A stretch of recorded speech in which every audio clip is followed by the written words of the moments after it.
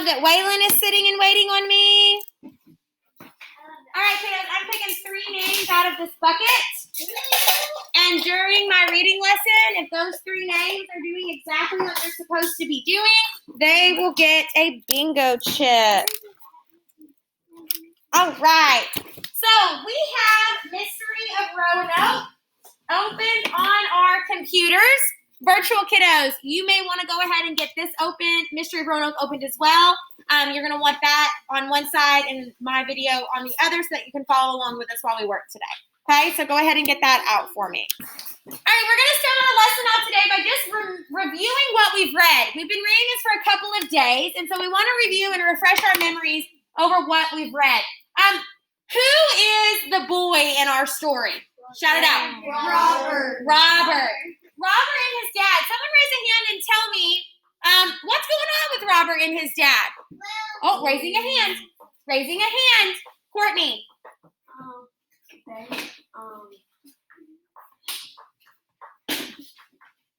Where did they just get to? They just came to America. Where did they live before? England. Do you remember the city they lived in? It was a nasty city. His name was London. Everyone say London. London. Very good. They just got off the ship to the New World, and he saw beautiful things. Raising a hand, what were some of the beautiful things that Robert, his dad, and the other colonists would have seen when they first got off the ship? Noah. They saw buffalo, birds that could live in the sun, and other stuff. Buffalo, geese flying so thick that they blocked out the sun. They saw beavers, salmon, all sorts of beautiful, beautiful creatures. What about the land? What did the land look like, Michaela? Yes, the forests were humming with the sound of frogs. What else did they see? Lakin? Trees as far as the eye could see, right? Good job. Morgan? It was golden sand. The golden sand ran into, do you remember what? Slowing down crystal clear sea. The crystal clear water, right? The glistening water. Very good. Dylan? They saw wildflowers bloomed in bright colors. Yes, wildflowers were blooming in bright colors. Yes, ma'am. Michaela, will you help McKinley get on there for me? Good. So as we were reading, we also started to learn some things about the Native Americans. What did we learn about the Native American people from this time period? Oh, hands. What did we learn about them yesterday? Brennan. How they were threatened if the people and they were getting sick. Okay, they were being threatened. They were being killed. They were getting sick. What else was happening to them, JC? People were taking away their land that they owned first. They've been there for like 100 years before them. Yeah. And now they come on there acting like it's all theirs. Yep, that's exactly right. They were taking their land. Remember, how much land was Robert and his dad promised if they came to the New World? Who remembers? Alex? 500 acres. It was 10 times bigger than what? The Queen's Palace. But remember, it said that land wasn't England's to give. Native American tribes already lived on that land. And the settlers came and started pushing them off. Okay? They were dying in attacks. Now, to be fair, it was coming from both sides. Settlers died in those attacks as well. The Native Americans had never had diseases before. And the settlers carried over diseases like measles. We don't see measles in our society anymore because there's a vaccine for it. But it's very deadly. And so Native Americans were catching the disease and were dying. Yes, ma'am. Is it caused from sewage?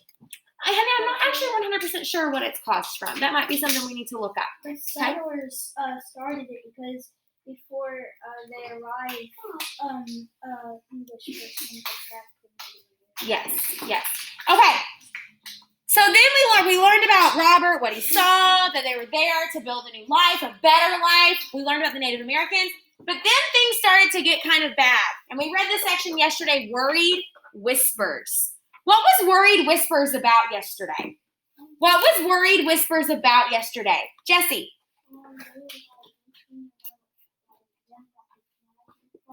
Yeah, Jesse says they were whispering about the fact that they didn't have any supplies. Who agrees with what Jesse just said?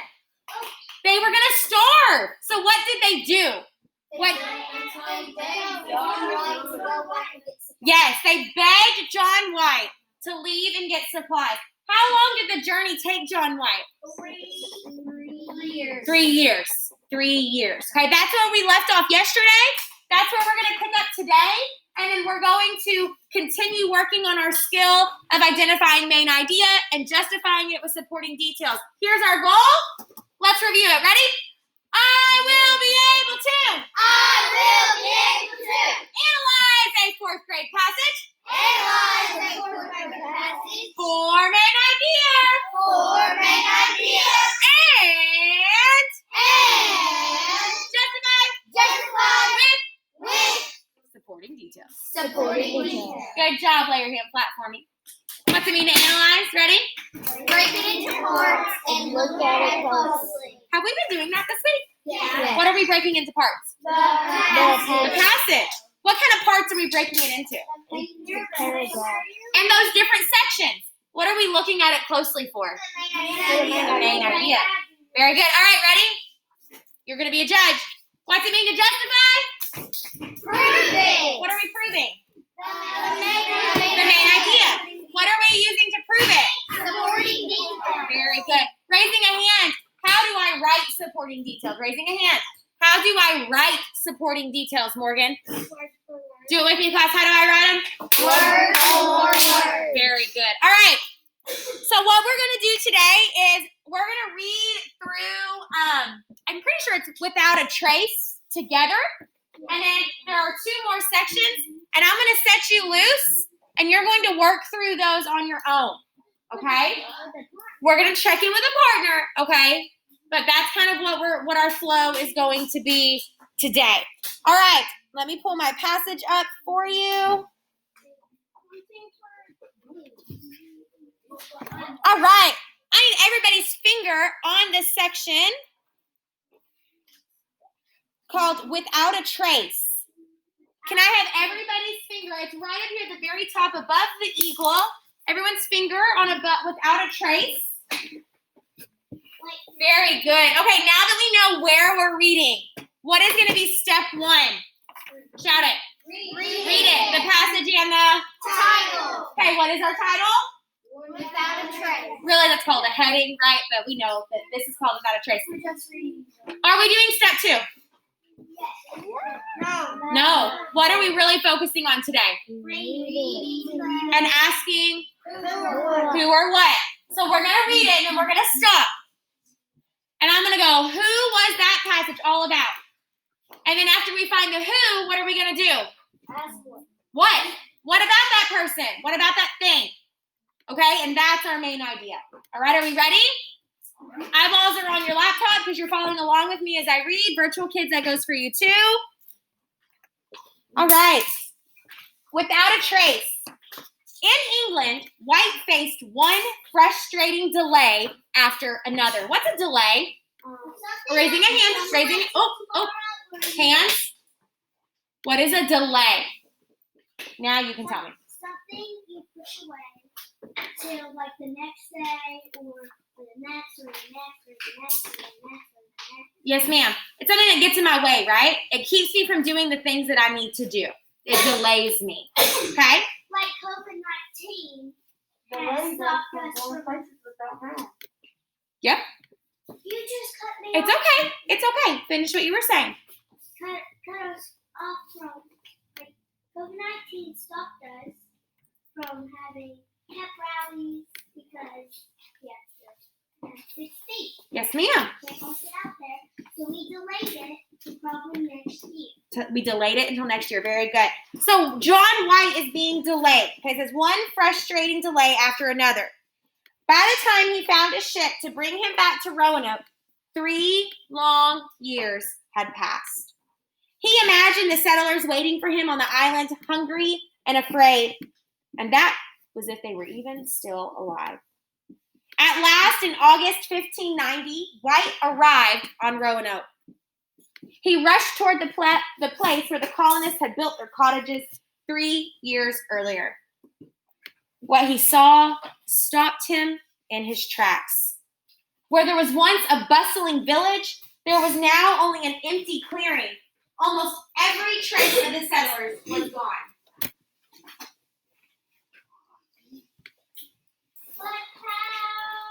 Where was I at? Almost every trace of the settlers was gone. Their tools, their tea kettles, their chests of clothes. Guys, he didn't find them scattered in the dirt. They were what? Gone. They were gone. Dust skittered across the bare patch of earth. White almost sank to his knees in despair. What's it mean? What is despair? Sad. Oh, hands. Brennan? Because it's sad. Yeah, it's intense sadness, right? Intense sadness. And that's when he saw it. The word Croatan carved into a wooden fence post. There was no cross. Well, remember, what's the cross signal? Danger. Danger. There was no cross to signal danger. Had the settlers simply moved south to the island where their friends, the Croatan, lived? But as White and the crew sailed toward Croatan to find out, a hurricane hit. Raging winds pushed the ships farther and farther out to sea. Getting to the island was impossible. John White would never learn what had happened to his family and the other colonists. All right, freeze. Silently ask yourself who. Who was the, keep it to yourself. Who was this section of the passage about? Thumbs up when you think you have a who. Thumbs up when you think you have a who. Now ask yourself, what about that person? Think. Ready? Write your main idea. All right. Okay, kiddos. Raising a hand. What was the main idea of without a trace? What was the main idea of without a trace? Waylon. John White, when he got back from England with the friend after what's called one. Yeah, so it's about John White, right? Well, who would agree that that's our who? Yes, this section was about John White, absolutely.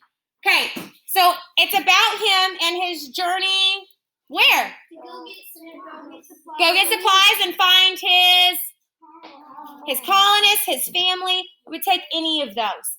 Anything about John White trying to find the colonists, bring the colonists supplies, any of those things I would take. Okay? All right, this is what we're going to do. On your own. We know our main idea is that John White was trying to find the colonists. John White was trying to bring the colonists supplies. Either of those two things is fine. Go find me a supporting detail. How are we going to write it? Do it with me. How are we going to write it? Word for word. But let me remind you, does my sentence need to say John White was looking for supplies? No. That's just restating the main idea. I need to find a sentence that proves that he was trying to bring them back supplies. Does that make sense what I'm saying? Okay? All right, on your own, go find me a supporting detail. So, raising a hand. What is a supporting detail that proves that without a trace is about John White trying to find his family, find the colonists, bring them supplies? Okay? Lakin.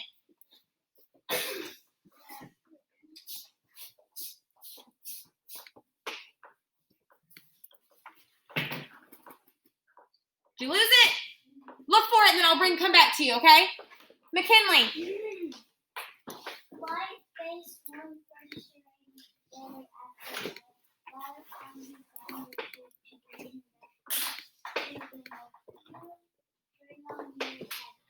Okay, so McKinley's talking about the delays that he faced. Does that prove that he's trying to get home to his colonists? Yes. Yeah, absolutely. I would take that. Jesse.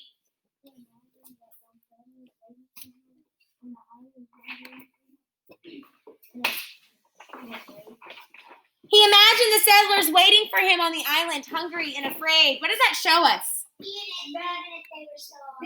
went back to them. He's looking for them, right? That he wants to get back to them. Okay? Courtney? When John White Will never learn what happened to his family and other colonies. That very last sentence. John White would never learn what had happened to his family and the other colonists. Very good. Michaela? Hey, JC, honey, can you wait till not right now to sharpen? Thank you so much. Yes, ma'am. In England, White faced one frustrating delay after another. By the time he found a ship to bring him back to Roanoke, 3 long years had passed. He imagined the settlers waiting for him on the island, hungry and afraid. And that was if they were even still alive. Yeah, so that's like a good combination of what McKinley and Jesse said to us, right? Very, very good, kiddos. Do we have questions over how to find main idea? Yes, ma'am. Well, if you get confused, and you jot down a lot of stuff that don't make sense together, how do you find the main idea? That's where that step 3 in our strategy plays a really big role. Really stopping and asking yourself, now, who was this about? Once I have my who, then I'm asking myself, what did that person do? Or let's say that I was reading a story about a table. Okay? My table is my who, my what, and then I ask myself, what about the table? Does that make sense? Yeah? Okay, here we go. Let's look at haunting clues. Put your finger on haunting clues for me, please. So that way I know that you're ready to read with me. Well, my cursor's on it. Yeah, right. That's fine. Here we go. So our title here is haunting clues. What do we think this section is going to be about? Okay, clues about what? John White and the colonists. Yeah, clues to help us find the colonists. For the past 400 years, the disappearance of the colonists has puzzled people. Were they killed in a fight with the Algonquin? Did they try to sail back to England and get lost at sea? Or did they live happily ever after on Croatan? No. Experts have found little to answer these questions, but there have been a few clues. Nearly 20 years after the settlers vanished, England started a new colony called Jamestown, just 100 miles north of Roanoke. From a group of Algonquin, the new colonists heard rumors about people nearby who wore English clothes and lived in English-style houses. Yet, although the Jamestown colonists searched for months, they never found these mysterious Englishmen. More recently, teams of archaeologists have combed through areas around Roanoke, including Croatan. They've dug up many items that belong to the Algonquin: razor-sharp arrowheads, bits of pottery, fine copper jewelry. These finds have helped them learn more about the rich culture of Osmocomuck. I never say that right. The teams have also found a few items that may have belonged to English people in the 1500s, but they haven't found enough to say for sure where the Roanoke settlers ended up. Freeze. On your own, think about who. Who is this passage about? Thumbs up when you think you have a who. Now think about a what.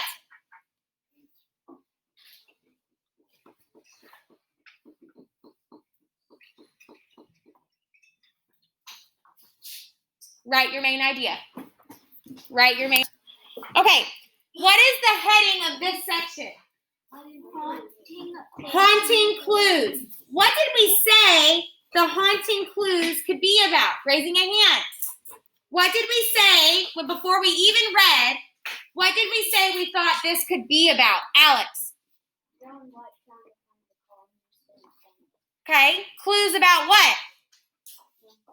The colonists, where they may have gone. Do they say John White's name in this section at all? No. So is this section about John White? No. Okay. Listen. It says, for the past 400 years, the disappearance of the colonists has puzzled people. The rest of the passage is about who? The people trying to figure out what happened. People trying to do what? Figure out what happened. Yes, people trying to figure out what happened to the colonists? That is my main idea. So listen to me. As I'm walking around, I'm seeing lots of us write down John White, okay? But did they talk about John White in this section? No. Okay? Throughout the section, they talk a little bit about Jamestown, but throughout the majority of this section, we're hearing them talk about historians or archaeologists digging for clues. Okay? Think back to that article we read on Monday. Eric Klinghoffer. Who remembers who he was? Brennan. He's an archaeologist. He was an archaeologist. Yeah, he was an archaeologist who was digging, and he was digging up clues about what happened to Roanoke.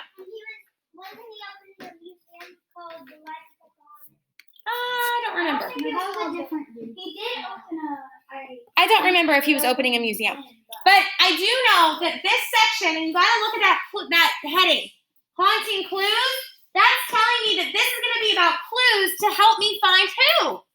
The colonists. Guys, the whole passage is about this colony on Roanoke and what happened to them. That's literally the title of the whole passage, The Mystery of Roanoke. Okay? So, when I have a heading like haunting clues, and it goes through and it tells me all the different clues to help me figure out what could have happened to them about the native people saying, there's some Englishmen who live over there. Or about digging up the things that they would have traded with. Those are all clues to help me figure out what? What happened to the colonists? What happened to the colonists. Okay, so then this is what I want to do. I want to go ahead and finish our passage. Are Indians still alive? Look at me. This is what I would like for you to do. Put your Expo marker in your bucket and take out a pencil silently. Put your Expo marker in a bucket. Take out your pencil. I want you to erase your graphic organizer really, really good. And you're going to pull the paper out because you're about to write on it and turn it in. Wow. Thumbs up when you have that done. I'm looking. All right, last section. The heading of our section is Mystery Solved? Question mark. Okay, they're asking us a question here. Here we go. Follow along with me. And perhaps that is the key to the mystery. Today, many experts believe that the Roanoke colonists may have split up and been welcomed into different Algonquin tribes. We don't know exactly what happened, but we can imagine. Robert may have traded in his itchy woolen pants and stiff leather shoes for a soft deerskin wrap and moccasins. The Algonquin may have shown him how to aim a bow and arrow, helping him become a skilled hunter. They may have patiently taught him how to speak their language. Robert and the other colonists may have gone through these changes so quickly that there was soon almost no trace of their Englishness left, which might be why there are few clues for archaeologists to find today. In other words, the Roanoke colonists might not have gone missing at all. Like generations of newcomers who moved to America after them, they may have survived thanks to the help and generosity of the people who already lived there. We will never know for sure. Excuse me.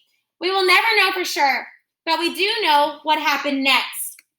More and more Europeans arrived and laid claim to land that was not theirs. By 1733, there were 13 English colonies lined up along America's east coast. About 50 years later, these 13 colonies would break away from England to become the United States. And as this new country was forming, native peoples across America were forced from their homes and farms. Millions suffered starvation, disease, and violence. Within about 100 years of the Europeans' arrival, as many as 90% of native peoples in the Americas had died. Many Algonquin peoples off the East Coast were among them, but some survived to pass on their rich customs and traditions and stories. Today, the Algonquin are a major native group in North America. As for Robert and the Roanoke settlers, their fate will likely remain a mystery forever. All right, virtual kiddos, what we're actually going to do is you're just going to go ahead and do an exit ticket for me. That's a really difficult section. And so you're going to get on Google Classroom, main idea passage, exit ticket 3. Go ahead and complete that for me. And if you have any questions, let me know.